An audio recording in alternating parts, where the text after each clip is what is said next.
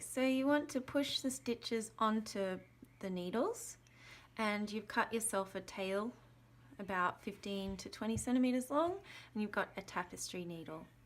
Okay, so to start off on Kitchener stitch, the first thing we do is we get our tapestry needle, which is just connected to the tail. It's not a new piece of yarn, it's the tail. And we go through the first stitch on the needle closest to us, knitways, okay? So to knit, we go in from front to back, like this. So if we were knitting the stitch, that's how it would go into it. Yep. All right, so we go in knitways and we pull it off the needle. And then we go into the next stitch on the same needle purlwise. All right, so to purl, we go into the stitch from back to front, top to bottom, like this. And we leave that stitch on the needle and we pull the yarn through. Okay, the next we go to the back needle and we go into the first stitch on the back needle purlwise. So purlwise, we're going from top to bottom, back to front, and then we pull it off the needle.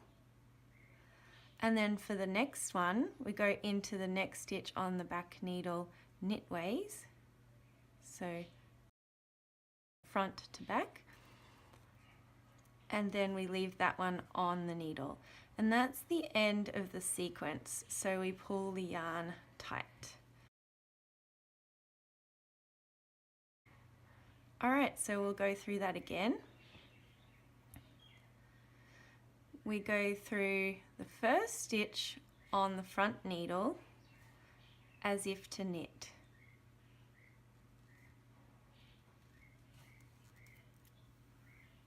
And then we pull that off the needle. We go into the next stitch on the front needle as if to purl, and we leave that stitch on the needle. Then we go to the back needle and we go into the first stitch on the back needle as if to purl, and we take that off the needle. Then we go into the next stitch on the back needle as if to knit,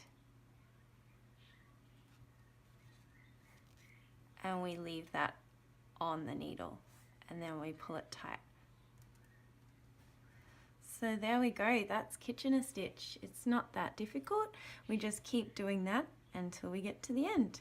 And then you'll have a perfect, seamless, beautiful toe to your sock.